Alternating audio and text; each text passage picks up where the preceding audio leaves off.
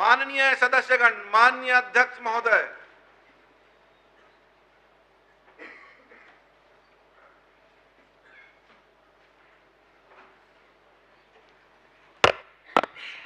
माननीय अध्यक्ष महोदय, आज हेल्थ कैंप लगा हुआ है। माननीय नेताजी वहां पर अपना हेल्थ चेकअप कराने गए थे। तबीयत ज्यादा खराब है, उनको 3-4 दिन की आराम की आवश्यकता है। तो मेरा आग्रह है कि आपसे कि उनको ये सर्जरी कार्य मंत्री का सुझाव है कि डॉक्टर का सुझाव है? उनकी तबीयत खराब नहीं है, ये मेरा सुझाव है, वो अध्यक्ष सबकी महोदय। तबीयत खराब कर रहे हैं। अध्यक्ष महोदय, मेरा ब्लड प्रेशर 130/70 आया है, तो मैं समझता हूँ मैं पर्याप्त ठीक हूँ। नहीं, जवान हो आप। और सर की जगह ये पाँव में दर्द हो रहा है, यही पर प्रॉब्लम है। प्रश्न काल। आपके में टेंशन नहीं है, इसलिए तो आप यहाँ छाए हुए हो। टेंशन वाले सब बाहर हैं। धन्यवाद आपका। प्रश्न क्रमांक 1।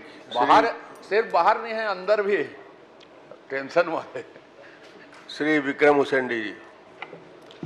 माननीय अध्यक्ष महोदय, मैं माननीय उप मुख्यमंत्री से पूछना चाहता हूँ, चूँकि ये पखांजूर से मायापुर सड़क, चूँकि ये महाराष्ट्र सीमा गढ़चिरौली वहाँ से लग जाता है, इसके चलते आवाजाही बहुत ज़्यादा उस सड़क में होती रहती है। और इसी प्रश्न पर मैंने ध्यानाकर्षण 26 जुलाई 2024 को भी प्रश्न पूछा था, और प्रश्न में माननीय मंत्री जी ने कहा था कि बरसात के बाद उस काम को हम शुरू करेंगे। तो अब तक को शुरू नहीं होने के क्या कारण है, मंत्री जी थोड़ा बताने की कृपा करेंगे। माननीय अध्यक्ष महोदय, माननीय सदस्य के इस विषय पर कि 26 जुलाई 2024 के ध्यानाकर्षण के विषय में सारी बातों को माननीय सदस्य के इस चिंता को समझते हुए मैंने ज़रूर ये कहा था कि स्ट्रेंथनिंग की घोषणा मैंने की थी वहाँ पर, और कुल मिलाकर जो काम वहाँ बजट के तत्कालीन प्रावधानों के अनुरूप हो सकता था उसकी पूरी कोशिश की गई माननीय अध्यक्ष महोदय। परंतु ये समझ में आया, चूँकि महाराष्ट्र के साथ वो बॉर्डर जुड़ गया है और उसमें काफ़ी हैवी ट्रैफिक हो गई है और सड़क इतना ख़राब हो चुका है कि उसको फिर से बनवाने की ज़रूरत है। तो जितनी लागत से वो पहले बना था, लगभग वही लागत आ गई उसमें। तो वित्त विभाग में एक बार हम लोगों ने कोशिश की, तो उन्होंने कहा कि चूंकि राशि बड़ी है, 8 करोड़ से अधिक की राशि है, इसलिए इसको मुख्य बजट में रखा जाए। तो माननीय अध्यक्ष महोदय, उसके बाद इस बार मुख्य बजट में ये जुड़ गया है और मैं फिर उम्मीद करता हूं कि जल्द ही इसकी प्रशासकीय स्वीकृति प्राप्त करके हम इसको बनवाएंगे। माननीय अध्यक्ष महोदय, चूँकि ये काम जून 2021 में पूरा हुआ था और 5 साल तक उसका वो जो ठेकेदार के मान से मेंटेनेंस वगैरह थोड़ा सा रखरखाव होना चाहिए था। इतने गड्ढे हैं, चलना मुश्किल है वहाँ पर, इस टाइप वो स्थिति पूरा हो गई है वहाँ। तो कम से कम उस परेड का भी थोड़ा सा आपके, जब आपने कहा कि बरसात बाद शुरू करेंगे तो थोड़ा बड़ा पेच रिपेयर और गड्ढे उड्ढे भरने का तो काम होना चाहिए था। आप भले बाद में उसको मुख्य बजट में, या आपके पास समय भी था, सेकंड अनुपूरक में भी ला सकते थे उसको, दिसंबर अब तक पूरा हो जाता। क्योंकि 8 माह का पूरा समय हो रहा है। मैंने उस समय कहा था कि ये बरसात के बाद शुरू करेंगे। अब ये बातें आ रही कि अभी शुरू होगा तो क्या 15 जून 2025 के पहले, बरसात के पहले बनेगा क्या वो पूरा सड़क? ये माननीय मंत्री जी बताने कष्ट करें। ये 2019 में पूर्ण हुआ यह सड़क 5 वर्षों का अनुबंध था ठेकेदार के साथ माननीय अध्यक्ष महोदय, इसके पैच रिपेयरिंग आदि के लिए। परंतु जब तक ये अनुबंध होता है इसको बजट में नहीं रखा जा सकता है, ऐसा नियम है। और इसलिए इस अनुबंध को समाप्त पहले किया गया, चूंकि ये बजट में ला करके बनाने वाली स्थिति इसमें आई, इसलिए अनुबंध को समाप्त करके बजट में इसको जोड़ने का काम अभी किया गया है माननीय अध्यक्ष महोदय, और मैं बिल्कुल उम्मीद करता हूं कि शीघ्र ये बनेगा। अध्यक्ष महोदय, माननीय उप मुख्यमंत्री से मैं जानना चूँकि ठीक है 8 माह का पूरा समय भी हो गया, तो मैंने आपका जुलाई 2024 से लेके अभी प्रश्न अभी लगा, उसके बाद चूँकि आज के स्थिति में वाकई आवाजाही के चलते बहुत ज़्यादा वो सड़क खराब है, वो आने जाने की स्थिति भी नहीं है, और 11.2 किलोमीटर का सड़क है। तो कम से कम मैं ये चाहता हूँ कि माननीय, ठीक है अभी बजट में इसके लिए तो धन्यवाद, अब लेकिन अपने पास समय भी था कि अनुपूरक बजट के साथ वो पूरा हो जाता है, मरम्मत भी हो जाता, तो चलने लायक हो जाता। तो अभी की स्थिति में तो मतलब इतने गड्ढे आप 10-20 किलोमीटर की स्पीड में चल भी नहीं सकते। तो मेरा ये स्पष्ट मैंने माननीय उप मुख्यमंत्री पूछना चाह रहा हूँ कि क्या इसको 15 जून मैंने बरसात के पहले वो पूरा होगा क्या, हो पाएगा काम पूरा, ये माननीय मंत्री स्पष्ट बताएं उसको। 15 जून से पहले सड़क का निर्माण ये तो संभव नहीं है माननीय अध्यक्ष महोदय। ये बजट में आया है, इसके प्रशासकीय स्वीकृति के बाद, टेंडर लगने के बाद फिर ये काम पूरा होगा, परंतु कुछ रिपेयरिंग का काम माननीय सदस्य कह रहे हैं तो मैं अवश्य इसको दिखवा लेता हूं माननीय अध्यक्ष महोदय। ठीक, तो ठीक माननीय अध्यक्ष जी, ठीक है, रिपेयर वगैरह करवा दें, चलने लायक हो जाए, बाद में निर्माण का हो जाए। आप उस रोड को माननीय उप मुख्यमंत्री जी, जो माननीय सदस्य की चिंता है, चलने लायक हो जाए, बाद में पूरा काम होगा, मगर अभी कम से कम माइनर रिपेयर का काम हो जाए, ये सदस्य विक्रम उसेंडी जी अभी रिपेयर के लायक नहीं है, आप रिपेयरिंग की घोषणा करें। मैं स्वस्थ हूँ माननीय अजय जी अभी। श्री अजय चंद्राकर।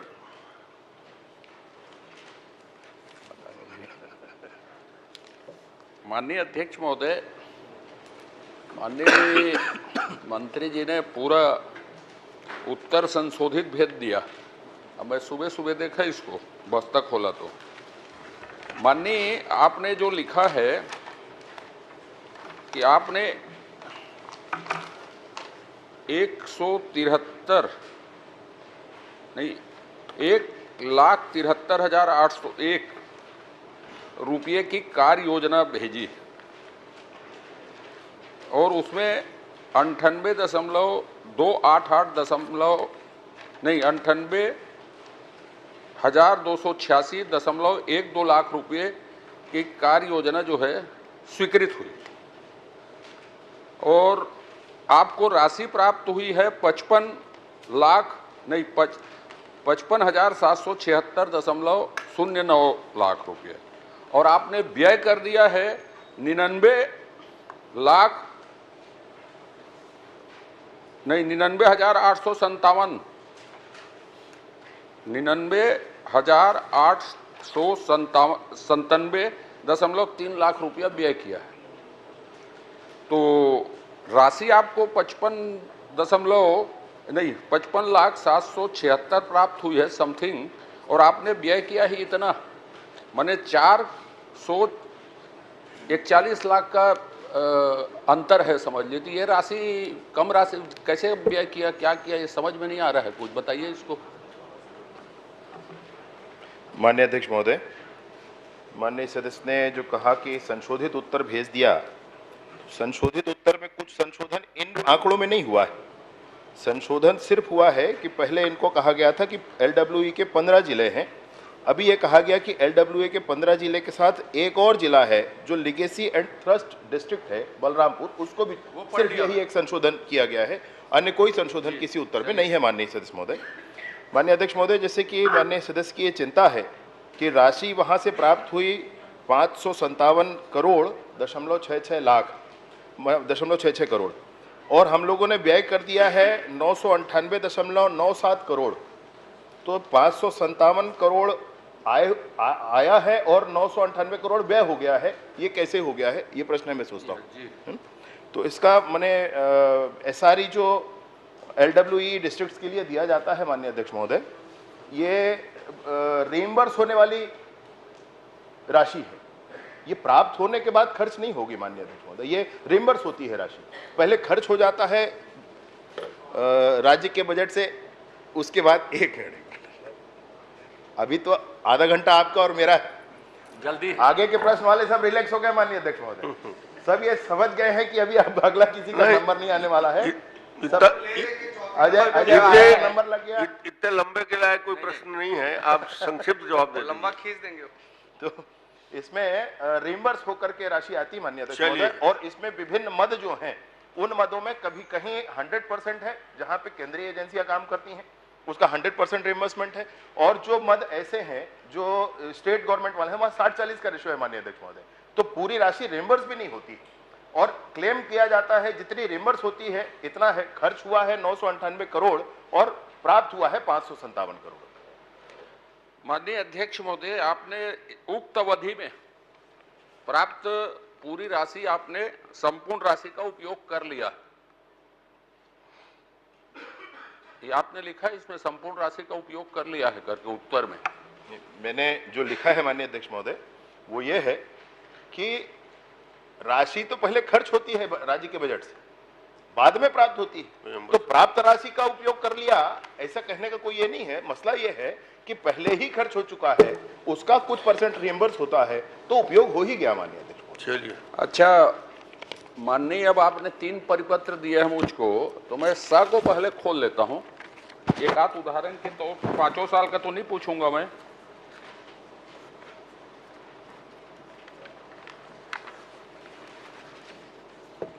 प्रपत्र श्रय में आप 18-19 का पढ़ लीजिए चाहे तो। जो आपने कार्य योजना भेजी है वो 13 बिंदुओं में, और जो आपने खर्च किए हैं वो 25 बिंदुओं में। हो सकता है उसके अंदर कुछ व्यय हो, उसमें आपत्ति नहीं है मुझको, लेकिन जैसे खर्च कुछ समझ में आते नहीं और काफी राशि उसमें व्यय हुई है। सामग्री और पूर्तियां अन्य व्यय 20 नंबर में देखेंगे आप। उसके बाद कर्मचारी अधिकारियों का प्रशिक्षण, उसमें राशि, पारितोषिक मद, अनुरक्षण कार्य मशीन उपकरण 1 करोड़ रुपये। माने आपने कार्य योजना कुछ चीजों में भेजी है, व्यय कुछ दूसरी चीजों में है, और ऐसे व्यय हैं जो समझ में नहीं आ रहे हैं, और ये 5 साल ऐसे व्यय दिख रहे हैं 18-19 से अब तक।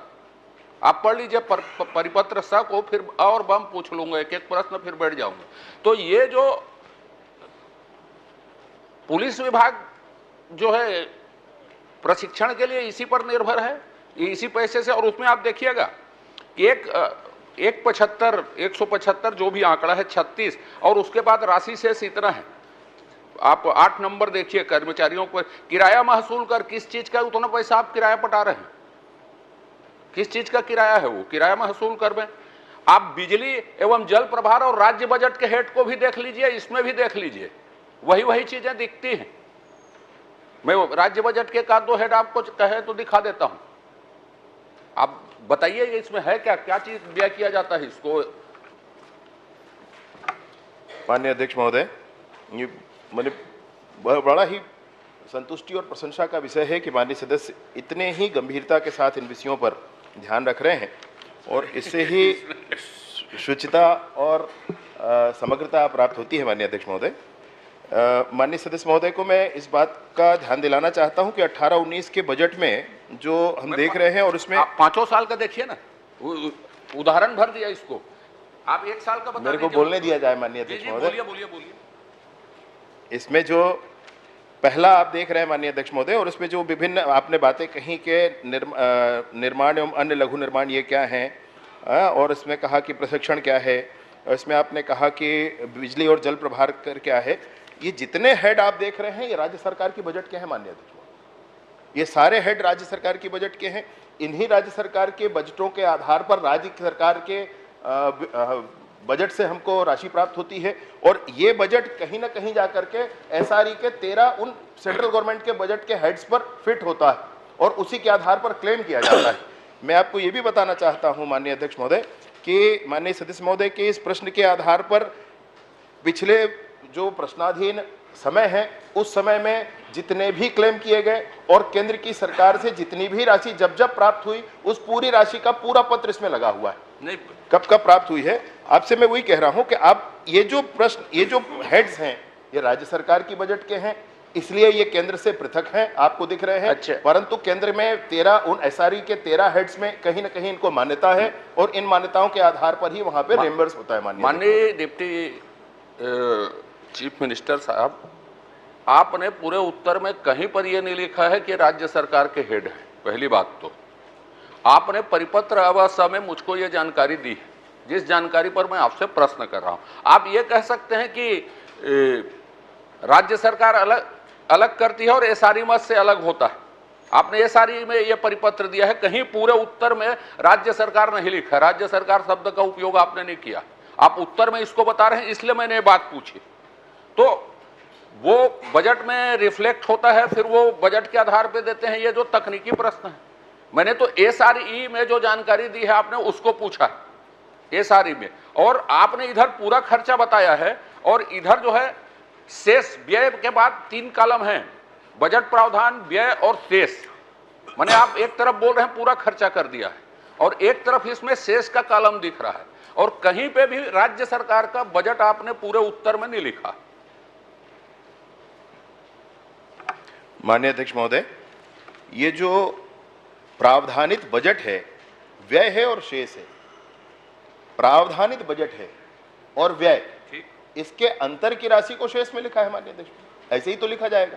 और माननीय सदस्य ने कहा भी है कि शेष कितनी राशि है, तो उसको वर्षवार बताया गया है। ठीक, प्रावधान कितने थे, उसमें से व्यय कितना हुआ। अब व्यय जितना हुआ उसका रिम्बर्स कितना हुआ, एक अगला प्रश्न है।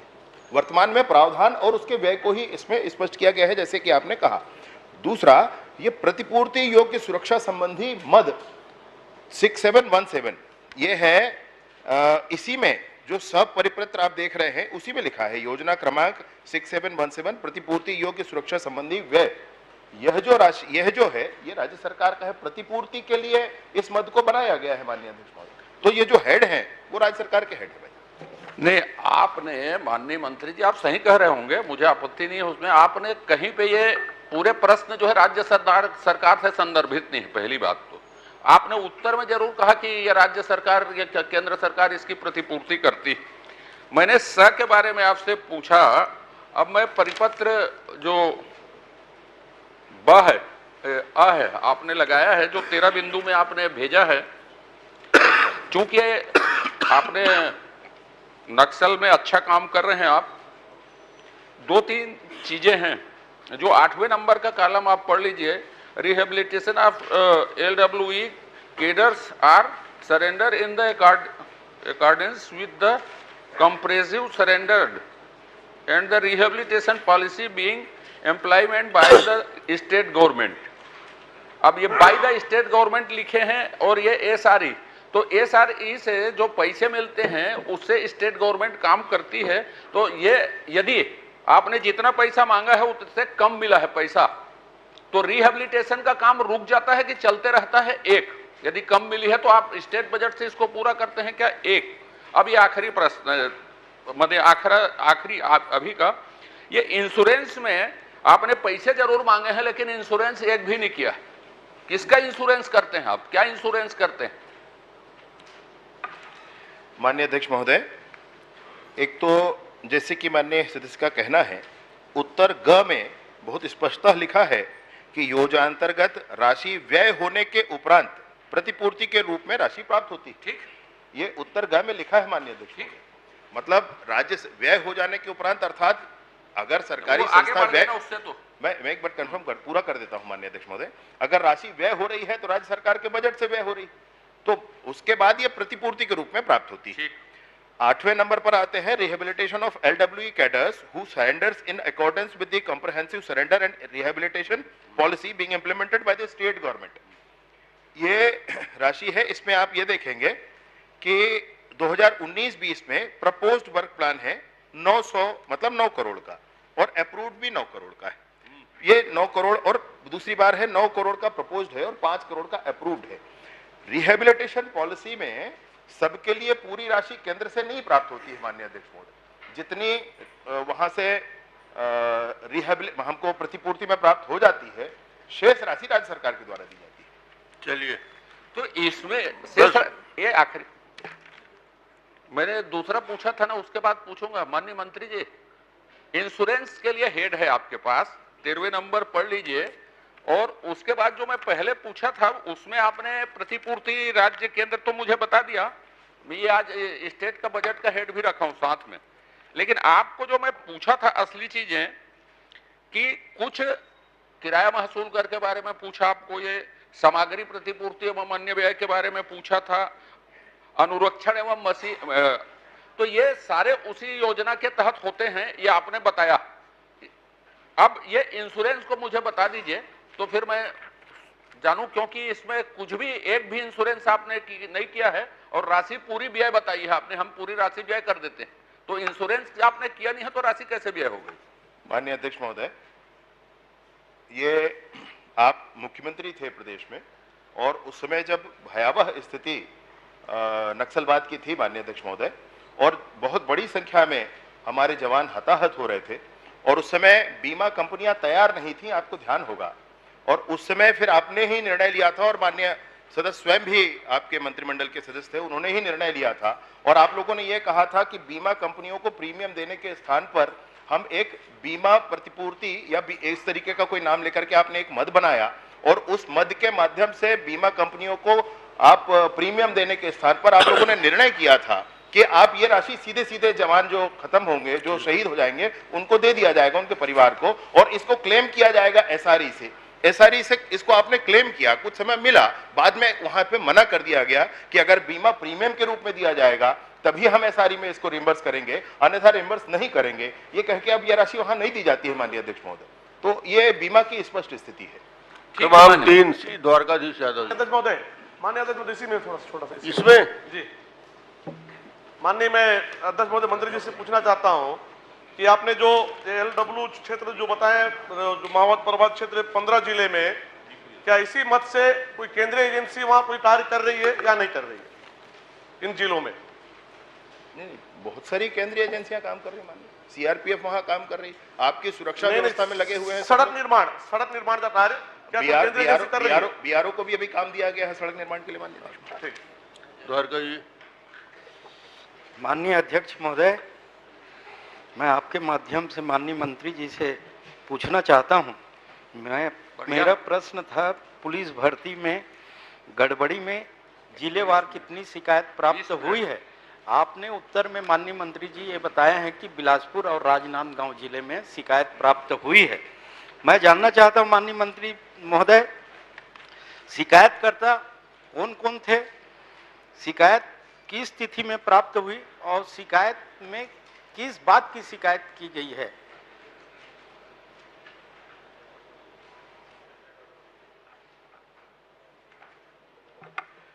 माननीय अध्यक्ष महोदय, ये जानकारी प्रपत्र के रूप में उपलब्ध कराई गई है और इसमें राजनांदगांव में एक शिकायत, वह भी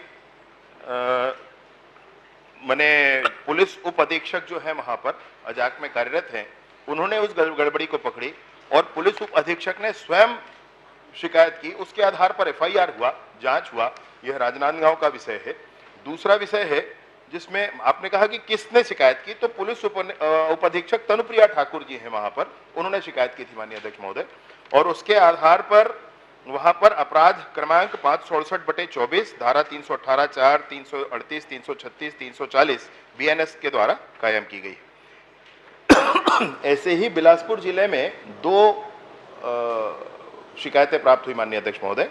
उसमें शिकायतकर्ता है अजय सिंह राजपूत और दुर्गेश यादव, ऐसे 2 लोगों ने शिकायत की है। इस संबंध में याचिकाकर्ता जो अजय सिंह राजपूत हैं, उन्होंने आगे न्यायालय में भी जाने का काम किया है। ये वहां बिलासपुर में भी प्राप्त हुआ है।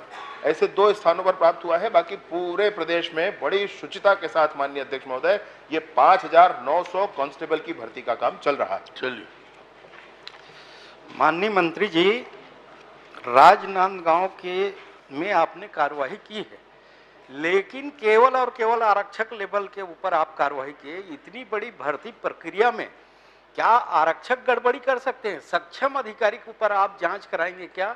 और सक्षम अधिकारी के ऊपर अभी तक अगर जांच किया गया है तो क्या पाया गया है, ये बताइएगा। माननीय अध्यक्ष महोदय, राजनांदगांव में गड़बड़ी स्वयं पुलिस के विभाग के अधिकारी ने निकाली माननीय अध्यक्ष, और निकालने के उपरांत आपके भी निर्देशानुसार और सबके स्थिति के अनुसार वहां पर परीक्षा निरस्त कर दी गई माननीय अध्यक्ष। निरस्त करने के बाद राजनांदगांव में दोबारा परीक्षा न करा करके उस परीक्षा को खैरागढ़, उस रेंज के अंतर्गत खैरागढ़ छुईखदान जिले में कराई जा रही। वो जो प्रकरण हुआ था, उस प्रकरण की जांच के लिए राजनांदगांव जिले के अतिरिक्त मानपुर मोहल्ला से एडिशनल एसपी एक है, उनके अंडर में 5 सदस्यीय टीम बना करके जांच की जा रही है माननीय अध्यक्ष महोदय। पर्याप्त विषय उसमें, पर्याप्त चिंता उस विषय पर की गई है। और बिलासपुर का मैं आपसे कह रहा हूं कि बिलासपुर में 2 लोगों ने शिकायत की है, उसकी भी जांच की गई है। 129 प्रकरण ऐसे प्राप्त हुए हैं। आपको जानकर प्रसन्नता होगी माननीय अध्यक्ष महोदय, 95,000 वीडियो देखे गए इसके लिए, और 95,000 वीडियोग्राफी जो हुई उसको देख करके 129 प्रकरण निकाले गए, जिसमें डिस्क्रिपेंसी निकली और उस 129 प्रकरण को चिन्हांकित किया गया, लिस्टिंग किया गया, और लिस्टिंग करने के बाद आज वो पेंडिंग है, उसमें हम बात आगे नहीं बढ़ा रहे हैं। न्यायालय में विषय है, रिट पिटिशन लगा हुआ है, न्यायालय के निर्णय की प्रतीक्षा है, उसके बाद उस पर कार्यवाही होगी और आगे भी बढ़ेंगे। माननीय अध्यक्ष महोदय, मेरा सवाल अलग है, आप जवाब अलग दे रहे हैं। क्या आप इस बात को स्वीकार करते हैं कि पुलिस भर्ती में आरक्षक गड़बड़ी कर लेंगे?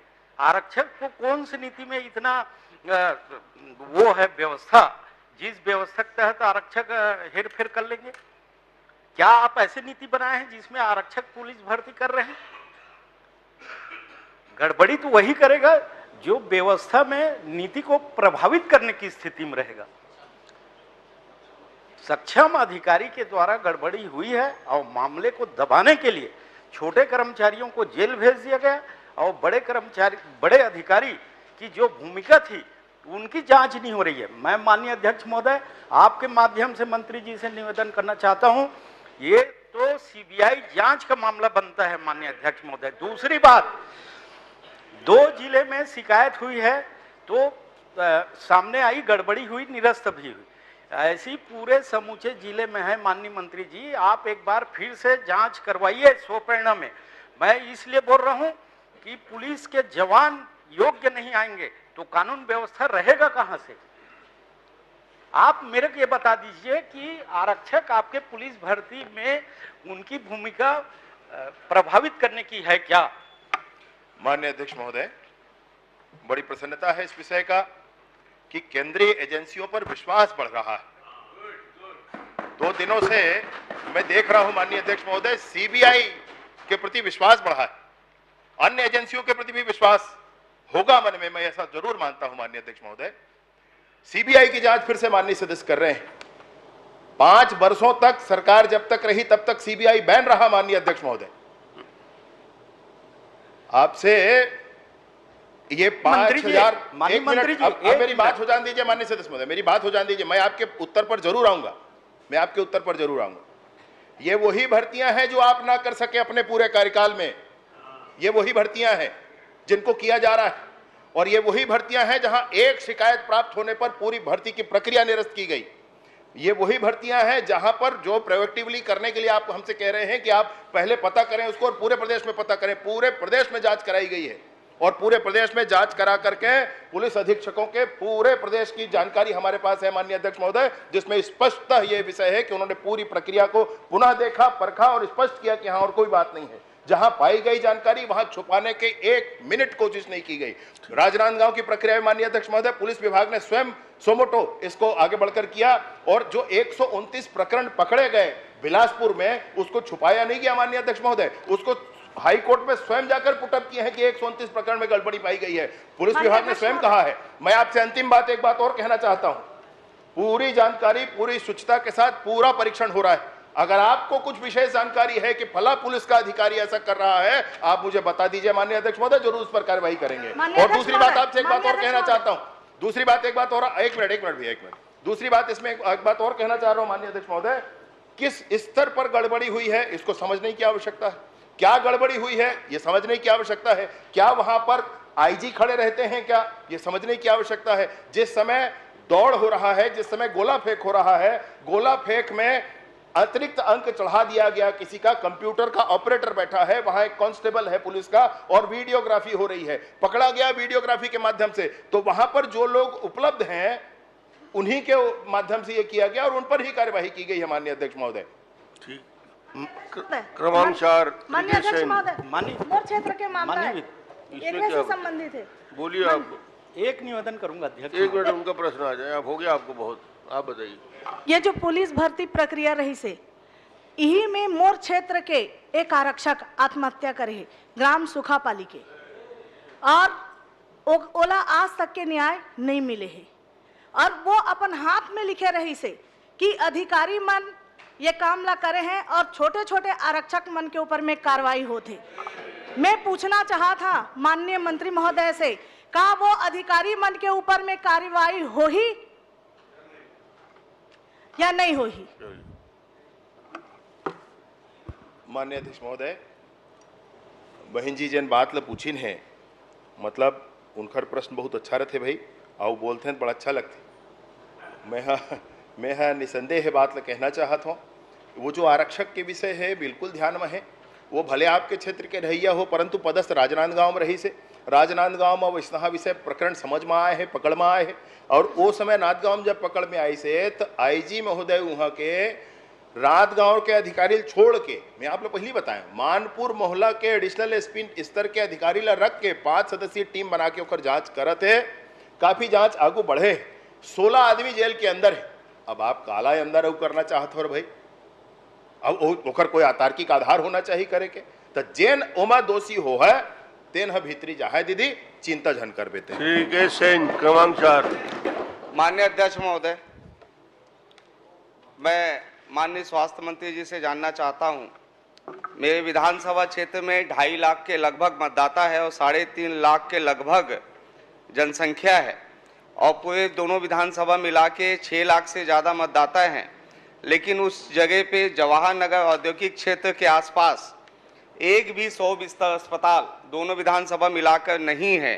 क्या माननीय स्वास्थ्य मंत्री जी, क्या इस पे आपने कोई विचार किया है, कोई मंथन किया है, या क्या क्राइटेरिया है कि 100 बिस्तर अस्पताल खोलने के लिए क्या नियम होने चाहिए, कितने आबादी होने चाहिए, और ऐसे क्या आपने उसमें नियम बनाए हैं?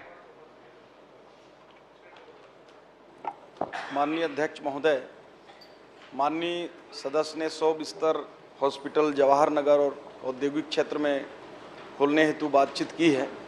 मैं माननीय सदस्य को बताना चाहूँगा कि जवाहर नगर और औद्योगिक क्षेत्र के आसपास में ही एक हमारा सुपेला 80 बेडेड हॉस्पिटल है, वहाँ डिस्ट्रिक्ट हॉस्पिटल है, और साथ ही साथ 5 से 13 किलोमीटर के रेडियस में चंदूलाल चंद्राकर मेडिकल कॉलेज संचालित है। माननीय अध्यक्ष महोदय, ऐसे में जवाहर नगर और औद्योगिक क्षेत्र में वहाँ पे 100 बिस्तर हॉस्पिटल खोला जाना संभव नहीं है, क्योंकि बहुत ही नज़दीक में वहाँ पे पर्याप्त स्वास्थ्य सुविधाएं हैं। माननीय अध्यक्ष महोदय, 10 किलोमीटर दूर मेडिकल कॉलेज है, चंदूलाल मेडिकल कॉलेज, और मेरे विधानसभा में जहाँ पे टोटल 3.5 लाख की आबादी है, 7 आपने हमर क्लिनिक खोले, जिसके अभी तक जो पिछले शासनकाल में खोला गया बिना प्लानिंग के पिछले शासनकाल में खोला गया, वहाँ पे तो ताला बंद है। और सुपेला अस्पताल, जब भी जो भी स्वास्थ्य मंत्री बने हैं पिछले 5 साल में 5 बार घोषणाएं हुई 100 बिस्तर अस्पताल की। लाल बहादुर शास्त्री हॉस्पिटल सुपेला को ही आप 100 बिस्तर अस्पताल बना दीजिए, क्योंकि वहाँ की डिमांड है, और दोनों विधानसभा मिला के 6 लाख के लगभग आबादी है, उसमें एक भी 100 बिस्तर अस्पताल नहीं देना। क्या आपके विधानसभा में अगर ऐसी स्थिति होती तो क्या आप खोलते कि नहीं खोलते? ये क्या प्रश्न है? ये विषय बिल्कुल गलत तरीका है। माननीय मुख्यमंत्री जी पूरे प्रदेश को सामने रखकर योजना बनाते हैं, अपने विधानसभा या आपके विधानसभा को नहीं। एक उदाहरण देने का प्रयास किया था। प्रश्न में सम्मान झलकना चाहिए, प्रश्न करिए, कठोर से कठोर प्रश्न करिए, मगर विनम्रता भी रहे और उसमें सम्मान भी झलके। चलिए। माननीय अध्यक्ष महोदय, माननीय सदस्य की चिंता जायज है। मैं वहाँ सुपेला हॉस्पिटल भी 2 बार जा चुका हूँ और बहुत अच्छा हॉस्पिटल है। वहाँ पे पर्याप्त हमारे स्पेशलिस्ट डॉक्टर हैं। आईपीडी भी वहाँ 11,000 के, ओपीडी 11,000 से ऊपर होती है साल में, और आईपीडी भी पर्याप्त होता है। माननीय अध्यक्ष महोदय, एक और प्रश्न इन्होंने कहा कि जो आयुष्मान आरोग्य मंदिर खोले गए हैं, इनके विधानसभा में एक आयुष्मान आरोग्य मंदिर संचालित है, और ये कहना सही है कि स्टाफ की कमी है, उसको दूर करने के लिए हम लोगों ने 184 पदों पर भर्ती प्रक्रिया चालू किया है। माननीय अध्यक्ष महोदय, और ये भर्ती प्रक्रिया जैसे ही पूर्ण होता है वहाँ पे स्टाफ भी आ जाएंगे, और सुपेला उस क्षेत्र के लिए मध्य में है। सदस्य की चिंता जायज है, आने वाले समय में उसको 100 बेड हम लोग वैसे भी करने की योजना बनाए हैं, निश्चित रूप से उसको करेंगे। माननीय अध्यक्ष महोदय, मैं तो धन्यवाद देना चाहता हूं कि आपने घोषणा कर दी, लेकिन मैं ये चाहता हूं पिछले शासनकाल की तरह सिर्फ 100 बिस्तर बना देना, ना डॉक्टर उपलब्ध होना, ना कोई व्यवस्था होना, ऐसी स्थिति ना हो, क्योंकि एक आप सक्षम मंत्री हैं, आप लगातार स्वास्थ्य की चिंता कर रहे हैं, प्रदेश में बहुत जागरूक मंत्री हैं आप, तो आपसे निवेदन है ये भी इस प्लानिंग के तहत कर दीजिए कि 100 बिस्तर अस्पताल बनेगा पूरे साधन और संसाधन के साथ। ये मैं आपसे जानना चाहता हूँ। माननीय अध्यक्ष महोदय, जिस सुपेला की बात कर रहे हैं, मैं दौरे में खुद गया था, और पिछले समय में जो घटिया कंस्ट्रक्शन हो रहा था उसके खिलाफ मैंने वहाँ पे उसको छत को तुरंत तोड़ने के निर्देश भी दिया था और तोड़ के फिर बनवाए, और उसमें जितनी भी और अतिरिक्त राशि का आवश्यकता था मैंने तत्काल उसको स्वीकृत भी किया था माननीय अध्यक्ष महोदय। और मैं बता दूं वहाँ पे जो स्पेशलिस्ट हैं ये 100 बेड जैसा ही अभी भी हम संचालित कर रहे हैं माननीय अध्यक्ष महोदय। अभी तो 100 बेड है भी नहीं, फिर भी वहाँ आई स्पेशलिस्ट है, अस्थि रोग विशेषज्ञ है, जनरल मेडिसिन स्पेशलिस्ट हैं, स्त्री रोग विशेषज्ञ हैं, शिशु रोग विशेषज्ञ हैं, डेंटल विशेषज्ञ हैं। वहाँ पे ब्लड स्टोरेज यूनिट है माननीय अध्यक्ष महोदय, गर्भवती महिलाओं के लिए सोनोग्राफी है, डिजिटल एक्सरे है। माननीय मंत्री जी, जब 100 बिस्तर का अस्पताल नहीं है तो इतनी पोस्टिंग क्यों है? ये इतने सारे स्पेशलिस्ट 100 बिस्तर के अस्पताल नहीं है, उसके बावजूद इतनी पोस्टिंग क्यों है? आप भी स्वास्थ्य मंत्री थे, 2 बार घोषणा किए थे, एक बार भी नहीं हुआ। घोषणा नहीं करता मैं कभी घोषणा नहीं करता ना, मैंने हाउस में कभी घोषणा की ना बाहर कभी घोषणा की, कभी नहीं। माननीय अध्यक्ष महोदय, 1 लाख दीजिए। माननीय अध्यक्ष महोदय, मैं मंत्री जी से और निवेदन करना चाहता हूं, क्योंकि उन्होंने बताया कि 100 बिस्तर अस्पताल के लायक वो अस्पताल है, और पिछले 5 साल में 1 रुपया का भी बजट उस अस्पताल को नहीं मिला, बहुत जर्जर स्थिति में है। मैं चाहता हूं कम से कम आपके कार्यकाल में उस अस्पताल का एक स्वरूप हो, और लाल बहादुर शास्त्री जी के नाम पे वो हॉस्पिटल है तो उसकी अपनी एक गरिमा होनी चाहिए। लोगों को उस पर आश्रित होना पड़ता है उस अस्पताल पे, क्योंकि दूसरा अस्पताल हमारा दुर्ग का चिकित्सालय है जो 10 किलोमीटर दूर लोगों को जाना पड़ता है। भिलाई जैसे शहर में अगर हमको आपके संज्ञान में डालकर अगर निवेदन करना पड़ रहा है तो कहीं ना कहीं थोड़ा सा ये दुर्भाग्यपूर्ण है, क्योंकि आपसे निवेदन है इसके गंभीरता से लेते हुए इसकी भी आप जो है बजट में उस अस्पताल का स्वरूप बदलने के लिए आप प्रयास करें। ठीक, श्रीमती भावना बोरा जी। धन्यवाद अध्यक्ष महोदय जी। अध्यक्ष महोदय जी, मैंने सवाल पूछा था विशाखा समिति के गठन से संबंधित मेरा प्रश्न था, और महोदय जी मूल प्रश्न को परिवर्तित किया गया है जिसकी मुझे जानकारी नहीं थी। जो जवाब आया है मूल प्रश्न और इसमें अंतर है। मैंने पूछा था कि 2017 से लेकर के 2025 तक के विशाखा समिति के कितने केस आए थे, कितने उसमें लंबित हैं, कितनों का निराकरण हो गया है। और मुझे जो उत्तर मिला है महोदय जी, जो प्रश्न उत्तर के ऊपर जो लिखा रहता है उसमें लिखा है 2021 से 2025 तक का। तो पहले तो मैं यही जानकारी चाहूँगी कि मूल प्रश्न 2017 से 25 की मैंने जानकारी चाहिए थी, तो मूल प्रश्न को परिवर्तित करके 2021 से 2025 क्यों किया गया? क्या उसके पीछे कुछ कारण था क्या? और मुझे जानकारी उसकी नहीं थी महोदय जी, जवाब मिलने के बाद जानकारी हुई है। माननीय अध्यक्ष महोदय, जो विधानसभा से प्रश्न मेरे संज्ञान में जो आए हैं 2021 से 25 के बीच की जानकारी का आए हैं और मैंने उसमें जवाब दिया है। फिर भी माननीय सदस्य की जो जिज्ञासा है, मुझे ऐसा लगता है कि जिसको जानना चाहती हैं वो जरूर इसमें नहीं है, लेकिन मैं उसका जवाब आपको दे सकता हूं। उस प्रकरण के बारे में आप पूछ सकते हैं। महोदय जी, 2017 और 18 के बीच में एक बहुत ही गंभीर विषय था जिसके बारे में लगभग सभी को ज्ञान है। आदरणीय स्वास्थ्य मंत्री जी से भी मैं अनुरोध करूंगी इस विषय में, हालांकि मुझे लगता है जानकारी होगी, लेकिन कहीं ना कहीं या तो अधिकारियों के द्वारा या जिस भी कारण से ये लंबित है उस विषयों पर जानकारी होना ज़रूरी है। महोदय जी, 2017 में और 18 में एक केस हुआ था, क्योंकि हम सब जानते हैं विशाखा समिति सेक्सुअल हरासमेंट का जो केस होता है महिलाओं से संबंधित उस विषय पे ये समिति गठन की जाती है। और 2017-18 में इसी तरीके से केस अनीता शर्मा है जो आयुर्वेदिक कॉलेज में थी, उन्होंने डॉक्टर GR चतुर्वेदी जो है उनके विरुद्ध में उन्होंने ये केस किया था, और जिसकी जांच एक वरिष्ठ महिला जो हैं जो प्रोफेसर थी, उस समय वरिष्ठ प्रोफेसर समिति में ही थी, सरोज परहाते, उनके द्वारा जांच भी की गई थी। जांच में कार्यवाही को सही पाया गया था, उनको दोषी पाया गया था चतुर्वेदी जो हैं उनके अगेंस्ट में। और इन्होंने सारे डॉक्यूमेंट मेरे पास है महोदय जी, इन्होंने जांच में लिखा भी था कि जो चतुर्वेदी हैं GR चतुर्वेदी, उनको इसमें संलिप्त पाया गया है, वो दोषी हैं। उसके बाद प्रकरण आगे ये हुआ कि इस जो महिला हैं सरोज परहाते, इनको ही उस विशाखा समिति से हटा करके इनको उसमें हटा दिया गया, नई समिति का गठन हो गया, और जिनके विरुद्ध में इन्होंने रिपोर्ट सबमिट की थी GR चतुर्वेदी, उनका रातों रात प्रमोशन कर दिया गया। महोदय जी, तो मैं जानना चाहती हूँ कि क्या ऐसा विषय आया कि रातों रात उनका DPC बन करके चतुर्वेदी का प्रमोशन कर दिया गया, और जो महिला अनीता शर्मा के साथ जिन्होंने ये केस को संज्ञान में लिया था और उचित कार्रवाई की गई थी, उनको उस पद से हटा करके ये रिपोर्ट को ठंडे बस्ते में डाल दी गई। आज भी इसका जांच लंबित है महोदय जी, और रिपोर्ट में भी आया है कि एक जांच अभी इसमें लंबित है। तो महोदय जी से मैं जानना चाहूँगी कि क्या ऐसा विषय था कि इतने 2017 से लेकर के 2025 अभी हो गया, लगभग इसमें 7 से 8 वर्ष हो गए हैं, तो क्या कारण से ये ऐसी रिपोर्ट और ये अधूरी जानकारी विभाग के द्वारा दी गई है। माननीय अध्यक्ष महोदय, माननीय सदस्य जिस बात की चिंता कर रहे हैं वो वाकई में बहुत ही चिंता करने योग्य बात है, परंतु मैं आपको बताना चाहूँगा कि माननीय विष्णुदेव साय जी का सुशासन वाली सरकार है। प्रदेश में किसी भी महिला माताओं बहनों के खिलाफ किसी भी प्रकार के किसी भी आपराधिक कृत्य या प्रताड़ना बर्दाश्त नहीं की जाएगी।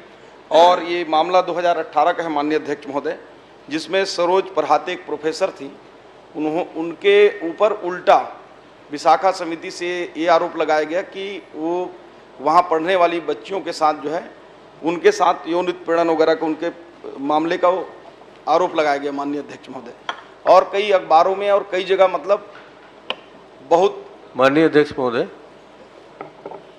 भावना बोहरा जी 17-18 कह रही हैं, आप उसको सिर्फ 18 कह रहे हैं, तो आप बताइए कौन से महीने की घटना है ये 2/11/2018 को जो है शासकीय आयुर्वेद महाविद्यालय रायपुर के एमडी छात्र जिसमें नाम और दिनांक निरंक था उसकी शिकायत आई थी, तो शायद ये फाइनेंशियल ईयर 2017-18 ही होगा। मैं इसमें आप विशेष करके पुराने कार्यकाल पुरानी सरकार करते हो, इसलिए मैं महीना जानना चाहता हूँ। हमारे कार्यकाल मतलब 11 के बाद ही आया होगा जी महोदय, ये आपके कार्यकाल का है जो 11 से पहले। मैं इसमें संज्ञान में डालना चाहूँगी महोदय जी, ये जिस केस का जिक्र हो रहा है 2018 का है, उस समय कांग्रेस की सरकार थी और रातों रात बहुत सारे रिकॉर्ड्स मेरे पास है महोदय जी, पूरे डॉक्यूमेंट इसके उपलब्ध हैं। मैं उन विषयों पे बहुत नहीं जाना चाहूँगी, लेकिन उस समय जो तत्कालीन स्वास्थ्य मंत्री थे उनको भी इस महिला ने जो परस्ते हैं उन्होंने सारी रिपोर्ट सबमिट कराई थी, कोई कार्यवाही नहीं हुई।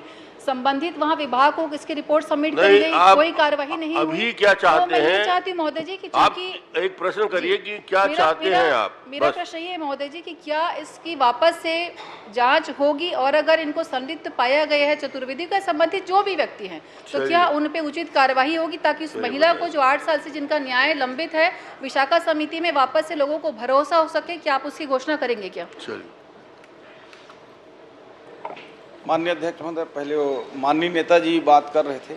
माननीय नेताजी, ये नरसिंह अवतार वाला जैसा था ना रात था ना दिन था, ये उस समय घटना था जब आचार संहिता था, और बाकी जब प्रक्रिया हुआ तो आपकी सरकार में हुआ था, और उसमें वाकई में उसके साथ माननीय अध्यक्ष महोदय ये हंसी मजाक वाला विषय नहीं, उसके साथ अन्याय हुआ था, और इसको माननीय उच्च न्यायालय ने संज्ञान में लिया माननीय अध्यक्ष महोदय, और माननीय उच्च न्यायालय ने ये निर्देश किया ये 9/1/2023 को कि फिर से इसको जांच करके वो किया जाए। तो फिर से उसकी विशाखा समिति में जांच हुई, उसकी रिपोर्ट शासन के पास आ गई है महोदय, और उसमें अनुशंसा है उस प्रिंसिपल जिनकी बात कर रहे हैं डॉक्टर GR चतुर्वेदी को अन्यत्र स्थानांतरण करने के लिए, और जो समाचार पत्रिका है उसको जनसंपर्क के माध्यम से कार्रवाई करने हेतु समिति ने वो किया है माननीय अध्यक्ष महोदय। और साथ ही साथ एक उनके सहयोगी हैं शांति किशोर माझी, ये रिटायर हो चुके हैं, उसमें भी जो नियमानुसार होगा कार्रवाई होगा, और हम ये कार्रवाई 3 दिन के अंदर करने जा रहे हैं। ठीक, बहुत बढ़िया। श्रीमती यशोदा नीलांबर वर्मा जी, एक निवेदन बस मैं करना चाहूंगी। नीलांबर वर्मा जी, नहीं हो गया, बहुत अच्छा जवाब आ गया, धन्यवाद अध्यक्ष महोदय जी। मेरा सवाल स्वास्थ्य मंत्री जी से। लोक स्वास्थ्य मंत्री महोदय यह बताने की कृपा करेंगे कि दुर्ग संभाग अंतर्गत स्वास्थ्य केंद्रों में वर्तमान में कितनी संजीवनी 108 एम्बुलेंस संचालित हैं, जिलेवार बताइए। माननीय अध्यक्ष महोदय, ये दुर्ग संभाग में संजीवनी एम्बुलेंस 108 64 संचालित हैं। इसमें जिलावार निम्नानुसार हैं। बालोद जिला में 14, कवर्धा में 9, राजनांदगांव में 9, बेमेतरा में 9, दुर्ग में 15, खैरागढ़ छुईकदान गंडई 4, मोहला मानपुर अम्बागढ़ चौकी 4, कुल 64। माननीय मंत्री महोदय जी, 64 में 63 बस चालू है और एक खराब है, वो कौन से जिला का खराब एम्बुलेंस है बताने की कृपा करेंगे। वो उत्तर लिखत समय बहनी खराब रही और ठीक होगी से पूरा 64 चला थे पूरे से ठीक है। आपने जवाब दिया और पूरा ठीक हो गया, नहीं 64वां भी ठीक हो गया। माननीय मंत्री महोदय जी से मैं यह जानना चाहती हूँ कि नवीन जिला खैरागढ़ छुईकदान और गंडई और मोहला और मानपुर नया जिला बना है और उस जिले में सिर्फ 4 एम्बुलेंस है, जबकि वहाँ का विधानसभा का क्षेत्रफल 150 से 200 किलोमीटर का दायरा में फैला हुआ है। मैं माननीय मंत्री महोदय जी से यह मांग करना चाहती हूँ कि हमारे खैरागढ़, छुईखदान, नवीन जिला और मोहला मानपुर जिला में एम्बुलेंस की ज़्यादा संख्या बढ़ाने के लिए इसे सरकार के पास कोई योजना है? चलिए, निश्चित रूप से एम्बुलेंस बढ़ाने की योजना है माननीय अध्यक्ष महोदय, और योजना थोड़ा बता देता हूं मैं सदन को। माननीय अध्यक्ष महोदय, माननीय मुख्यमंत्री जी ने ये संकल्प लिया है कि प्रदेश में स्वास्थ्य व्यवस्थाएं घर घर तक पहुंचे, और माननीय प्रधानमंत्री जी के भी निर्देशानुसार हम एकदम चकाचक नया एम्बुलेंस 375 एम्बुलेंस का माननीय अध्यक्ष महोदय टेंडर कर रहे हैं। ये जो अभी 328 है वो 375 होंगे। इनको भी इनके अभी भिजवा दीजिए। हाँ, 57 एक माननीय मंत्री महोदय जी, जनमन से 76 हाट बाजार के खरीद रहे हैं, 30 रूरल एमएमयू चला रहे हैं माननीय अध्यक्ष महोदय। पूरे प्रदेश में एम्बुलेंस ही एम्बुलेंस दौड़ेगा, आपके यहाँ भी भेजेंगे। सुश्री लता उसेंडी जी, क्रमांक 7। माननीय अध्यक्ष महोदय, योगेंद्र पटेल भृत्य की मृत्यु कहाँ पे हुई, कब हुआ, पंचनामा किसके समक्ष किया गया और पोस्टमार्टम कहाँ किया गया, माननीय मंत्री जी बताने की कृपया।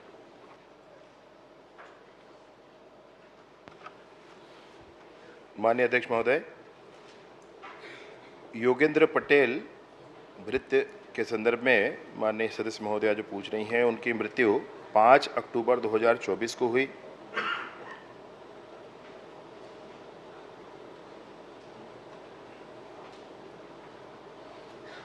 इनकी मृत्यु कांकेर जिला के एक मिनट ना,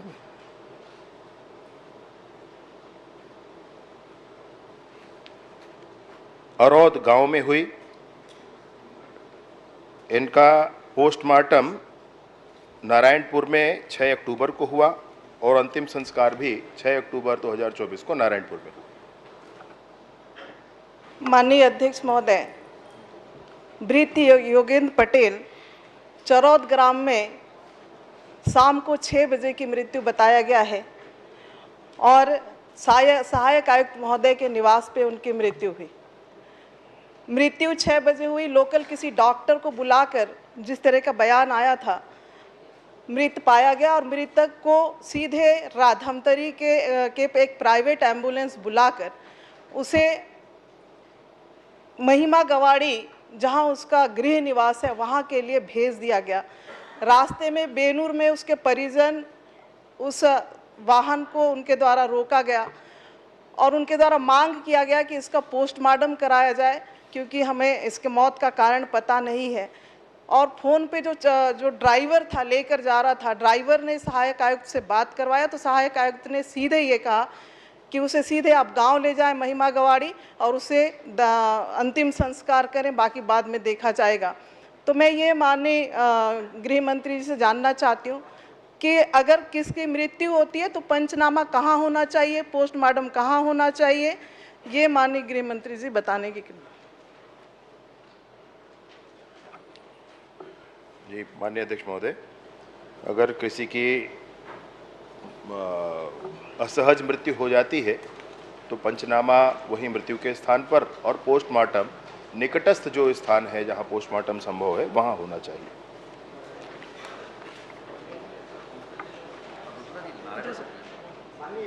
माननीय अध्यक्ष महोदय, जो मृत्यु हुई है माननीय अध्यक्ष महोदय वो कांकेर जिले में हुई है। कांकेर जिला कोंडागांव जिला क्रॉस करके नारायणपुर जिला आता है। तो मुझे ये समझ में नहीं आता माननीय अध्यक्ष महोदय, 100 को बिना पोस्टमार्टम के, बिना पंचनामा के धमतरी से एक प्राइवेट एम्बुलेंस मंगा के किस तथ्य को छुपाने के लिए उसे उसके गांव सीधे भेजा जा रहा था बिना परिजनों के जानकारी के। अगर इस अधिकारी के द्वारा भेजा जा रहा है तथ्य को छुपाने के लिए तो उनके ऊपर क्या कार्रवाई की जाएगी? माननीय अध्यक्ष महोदय, इसमें शिकायत प्राप्त होने के उपरांत मतलब ये जो घटना हुई ये किस तरीके से उसको लेकर के सीधे कांकेर जिले से नारायणपुर जिला, जहां वो उनका स्थान था वहाँ पर जाया गया और नारायणपुर पहुँचने के बाद ये बात सबके ध्यान में भी आई और इनको पोस्टमार्टम कराना है क्योंकि नारायणपुर में पोस्टमार्टम हुआ इनका, परंतु इसमें मर्ग क्रमांक 80/2024 धारा 194 BNS के अंतर्गत पंजीबद्ध किया गया है। इसकी जांच की जा रही है माननीय अध्यक्ष महोदय। इसमें कतई ऐसा नहीं है कि किसी को बख्शा जाएगा, कुछ छुपाया जाने वाली बात है। जो बातें हैं पूरी स्पष्ट है और उस पर जांच हो रही है। जांच के अंतर्गत जो भी आएगा माननीय अध्यक्ष महोदय, जो भी दोषी होगा उस पर कार्रवाई होगी।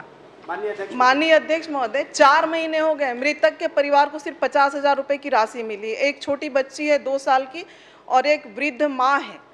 मैं माननीय मंत्री जी से कहना चाहती हूँ कि क्यों उस शव को सीधे उनके गृहग्राम ले जाने का प्रयास किया गया और माननीय अध्यक्ष महोदय उसे जब बीच में रोका गया, नारायणपुर बेनूर में रोका गया माननीय अध्यक्ष महोदय कि बिना पोस्टमार्टम के हम शव नहीं ले जाएंगे और दबाव बनाने के बाद इवन मेरे फ़ोन करने के बाद 4 बजे पोस्टमार्टम हुआ है माननीय अध्यक्ष महोदय। 5 तारीख की घटना है, 6 तारीख को शाम तक शव लेकर लोग गांव के लोग घूमते रहे। तो इसके पीछे क्या कारण था? निश्चित तौर पे संदेहात्मक विषय है और जांच तो होता रहता माननीय अध्यक्ष, जांच होता रहेगा, कई प्रकरण के जांच होते रहते। 4-4 महीना में अगर जांच नहीं हुआ, ऐसे मामलों की माँ भटक रही है, गुहार लगा रही है, माँ को जन दर्शन में आवेदन देना पड़ रहा है कि मेरे बेटे की मृत्यु हो गई है, उसके ऊपर कार्रवाई किया जाए और माननीय मुख्यमंत्री जी के आवेदन देने के बाद जांच प्रक्रिया पे आई है। तो मैं ये कहना चाहूँगी कि दोषी संलिप्त अधिकारी के ऊपर जिसने तथ्य को छुपाने का प्रयास किया है माननीय अध्यक्ष महोदय, उस तथ्य को छुपाने के आरोप में उस अधिकारी के ऊपर क्या कार्रवाई है, क्योंकि वो कर्मचारी एक जिम्मेदार अफसर है जो जिला का अपने डिपार्टमेंट का जिला का सबसे बड़ा अधिकारी होता है। माननीय अध्यक्ष महोदय, पुलिस के ध्यान में संज्ञान में ये बात तभी आई जब तक शव नारायणपुर पहुंच चुका था। ये बात गलत है, नारायणपुर शव को नहीं लाया जाना चाहिए था। इस पर ये कैसे हुआ यह भी जांच का विषय है, क्यों हुआ यह भी जांच का विषय है, क्या कोई विशेष षड्यंत्र था, क्या कोई विशेष बात थी, यह भी जांच का विषय है। माननीय मुख्यमंत्री जी के यहाँ जनदर्शन में प्रस्तुत होकर जो आवेदन दिया गया वो यही आवेदन दिया गया कि जिस अधिकारी के हाथ है उस पर भी कार्यवाही की जाए। ये एक अलग मामला है माननीय अध्यक्ष महोदय। मृत्यु जो हुई है उसके संदर्भ में बिसरा के लिए और बिसरा रिपोर्ट में आने के बाद उसको एक और हिस्टोपैथोलॉजी के माध्यम से उसको और जांच करने के लिए ये प्रक्रियाधीन है। यह जांच रिपोर्ट भी आ जाएगा। बयान लिए गए हैं, परिजनों के बयान लिए गए हैं, जहां उनको मृत्यु हुई उनके बयान लिए गए हैं। इन सारी चीजों के बाद स्थिति जरूर स्पष्ट होगी माननीय अध्यक्ष महोदय और उस पर जरूर अगर कोई विषय आता है तो कार्रवाई होगी। माननीय अध्यक्ष महोदय, ये कहा जाता है कि गलत बयान करे, गलत बयान नहीं करे, ये तो बिसरा क्वेश्चन भी इसलिए लगाएगा माननीय अध्यक्ष महोदय, बार बार सूचना देने के बाद लोगों के भटकने के बाद बिसरा रिपोर्ट नहीं मिलने के कारण जब वो मेरे पास आए तब मैंने उसके बाद ये क्वेश्चन लगवाया जब प्रश्नकाल सत्र आने वाला था। तो उस जो अधिकारी जो तथ्य को छुपाने का स्पष्ट प्रयास किया माननीय अध्यक्ष महोदय, जब भी परिजन के पूरे बयान है, थाने में जो सारे बयान है उसमें स्पष्ट झलकता है। मैं चाहती हूँ माननीय मंत्री जी आप यहाँ पे घोषणा करें कि उस तथ्य छुपाने वाले अधिकारी के ऊपर कौन से सिविल सेवा आचरण संहिता का अगर उल्लंघन वो कर रहा है तो क्या कार्रवाई करेंगे, आप तत्काल यहाँ पे घोषणा कार्रवाई करने की मांग हो रही है। जी माननीय अध्यक्ष महोदय, बिसरा के संदर्भ में 27/11 को ही बिसरा का रिपोर्ट आ गया था, लेकिन उसी बिसरा को और कंफर्म करने के लिए जो हिस्टोपैथोलॉजी इसका परीक्षण होता है उसके लिए पुनः भेजा गया। ये बिसरा का रिपोर्ट नहीं आया है आज तक, ऐसा नहीं है माननीय अध्यक्ष महोदय। वो एक रिपोर्ट उसका आ गया है परंतु और कंफर्मेशन के लिए उसको भेजा गया है। पहली बात, इसकी जांच अभी प्रधान आरक्षक स्तर पर ये की जा रही है माननीय अध्यक्ष महोदय। फिर भी अगर माननीय सदस्य महोदया इसमें व्यथित है, मुझे समझ में आ रहा है, मैं निसंदेह आपसे ये कहता हूं कि एसपी, एडिशनल एसपी स्तर के अधिकारी को लगा करके इसकी और पूरी जांच करवा लेते हैं। चलिए ठीक है। माननीय अध्यक्ष महोदय, जांच का जो आदेश आती थी महोदय, मृतक की मां और उस बच्ची के भरण पोषण के लिए भी सरकार क्या कदम उठाएगी, क्योंकि वो नक्सल पीड़ित परिवार है माननीय अध्यक्ष महोदय, जो गांव छोड़कर नारायणपुर में आकर रह रहे थे। दूसरी बात माननीय अध्यक्ष महोदय, उसके लिए भी सरकार क्या प्रयास करेंगी? माननीय अध्यक्ष महोदय, इसमें मृतक की पत्नी भी शासकीय सेवक हैं। बच्ची के लिए सरकार के पास आवेदन आया था, परंतु मृतक की पत्नी स्वयं शासकीय सेवक है, इसलिए परिवार की स्थिति, अब हम उन कानूनों से हम सब बंधे हुए हैं जिसमें परिजन के, मृतक के परिजन अगर शासकीय सेवक हैं तो और किसी को अनुकंपा नियुक्ति की आवश्यकता नहीं होती, ऐसा अपन सब मानते हैं, कानून है, नियम है, और उसी के आधार पर अनुकंपा नियुक्ति की बात समाप्त की गई है। 50,000 का सहयोग हुआ है, परंतु परिवार में अभी भी शासकीय सेवक हैं जिसके माध्यम से परिवार ठीक चल रहा है। माननीय अध्यक्ष श्री चरणदास मोहन जी। माननीय मंत्री जी, आपने पिछले प्रश्न में बड़ी धीमी गति से उत्तर देने का प्रयास किया है। शायद मेरे से डर के किया है, क्या किया है मैं नहीं जानता। मैं बड़ी द्रुत गति से आपसे प्रश्न पूछूंगा ताकि समय रहते उसका जवाब आ जाए। माननीय मंत्री जी, आपने स्वीकार किया है कि 194 ग्राम पंचायतों में महतारी सदन निर्माण की स्वीकृति हुई है और 168 महतारी वंदन के निर्माण हेतु राशि जारी की गई है। महतारी सदन निर्माण हेतु शासन से राशि कब जारी हुई, एजेंसी कौन है, प्रक्रिया क्या है, क्या निविदा आमंत्रित किए गए या सीधे एजेंसी को दे दी गई?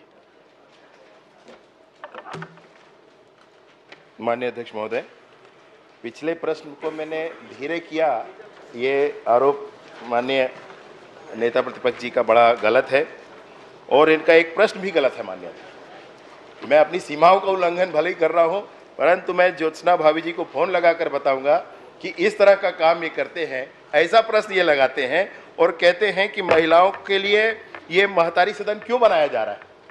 तो महिलाओं के लिए महतारी सदन का बनाया जाना, ये नहीं, आरोप आप गलत लगा रहे हैं। ये महतारी सदन आप क्यों बना रहे हैं नहीं कह रहा हूं मैं, आपने कब जारी की है? नहीं, माननीय अध्यक्ष, कौन है एजेंसी आपकी? तीसरा प्रश्न आपका यही है, औचित्य क्या है इसका? नहीं, औचित्य पूछना, औचित्य ये है, मैं उन्हीं से बात करूंगा, ऐसा है। आप उनसे कर लीजिएगा, मुझे कोई आपत्ति नहीं है, मगर प्रक्रिया तो बता दें। आप चयन किस हिसाब से कर रहे हो, निविदा कैसे दे रहे हो, मैं तो ये जानना चाहता हूँ। माननीय अध्यक्ष महोदय, इसमें 50 करोड़ के प्रावधान में लगभग 200 महतारी सदन 24 लाख की राशि से बजट के प्रावधान से और स्वच्छ भारत मिशन से लगभग उसमें 5 लाख रुपए लगाकर, 4.5-5 लाख रुपए लगाकर 29 लाख की लागत से बनाने की योजना है। और इस योजना का आशय यही है माननीय अध्यक्ष महोदय कि बहुत सारे 2,60,000 महिला स्व सहायता समूह बने हैं।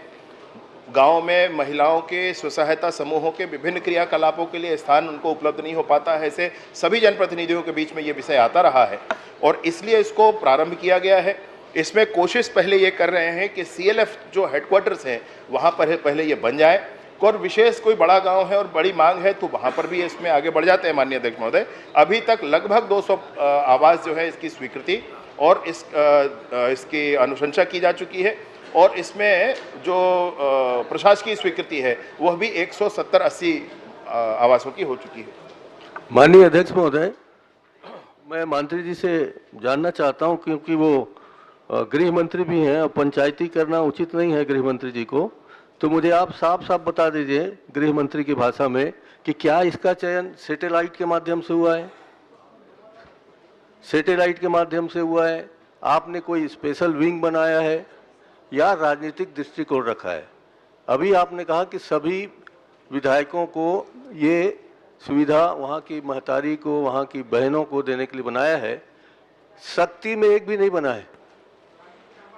शक्ति मेरा विधान नहीं है महोदय, जांजगीर चांपा में भी शक्ति में एक भी नहीं बना है।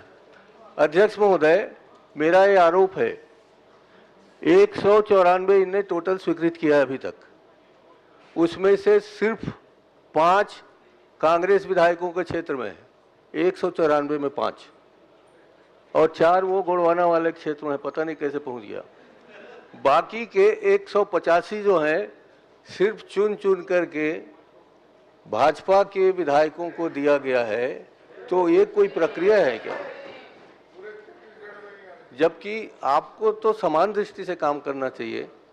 पंचायतें आपकी है, हमारी हैं, छत्तीसगढ़ी हैं, यहाँ सब सदन आपका है। इस तरह से आप चुन के कर रहे हैं, ठीक नहीं है। जवाब दे दीजिए, 20 सेकंड है।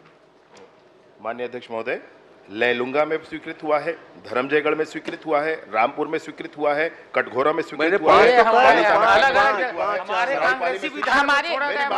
मेरी बात सुन लीजिए, सरायपाली में स्वीकृत हुआ है, धमतरी में स्वीकृत हुआ है, संजारी बालोद में स्वीकृत हुआ है,